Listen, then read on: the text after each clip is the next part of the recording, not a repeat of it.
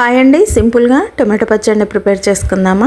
జ్యూసీగా టేస్టీగా ఉండే ఈ టొమాటో పచ్చడి చాలా బాగుంటుందండి. దోశలోకి, రైస్లోకి, ఎందులోకైనా కూడా చాలా సింపుల్గా టేస్టీగా ఉంటుంది. ఇది ఎలా ప్రిపేర్ చేసుకోవాలి ఏంది అనేది ఇప్పుడు నేను మీకు చూపిస్తాను.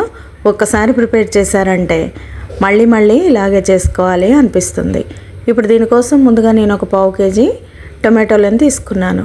పండువి కొంచెం ఎర్రగా ఉన్నవి, గట్టిగా ఉన్నవి తీసుకొని ఇప్పుడు వీటిని ముక్కలుగా కట్ చేసుకొని పక్కకు పెట్టుకోవాలి.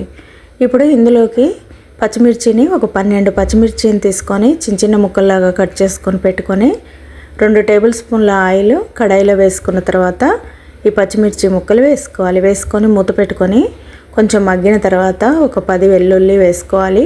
వేసుకున్న తర్వాత ఒక 2 టీ స్పూన్ల ధనియాలను వేసుకోవాలి. వేసేసుకొని 1 టీ స్పూన్ జీలకర్ర, పావు టీ స్పూన్ మెంతుల్ని కూడా వేసుకోవాలి. మెంతులు వేసుకుంటే పచ్చడి చాలా బాగుంటుందండి, ఆరోగ్యానికి కూడా చాలా మంచిది. ఇప్పుడు ఇవన్నీ తీసేసి ఒక జార్లో వేసుకొని ఇప్పుడు అదే కడాయిలో 2 టీ స్పూన్ల నువ్వులు వేసేసి 1 కప్పు కొత్తిమీర వేసేసి మంచిగా ఫ్రై చేసుకోవాలి.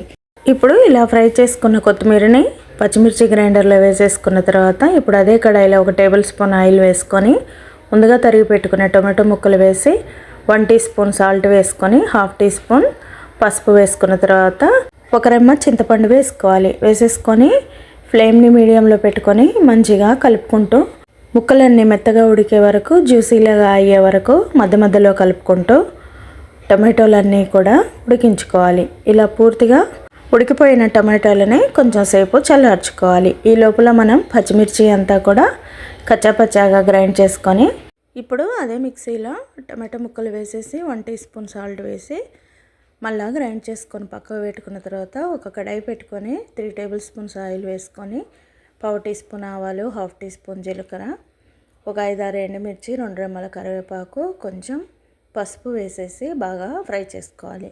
ఇలా ఫ్రై అయిపోయిన పోపుని పచ్చడిలో వేసేసి మంచిగా కలుపుకోవాలి.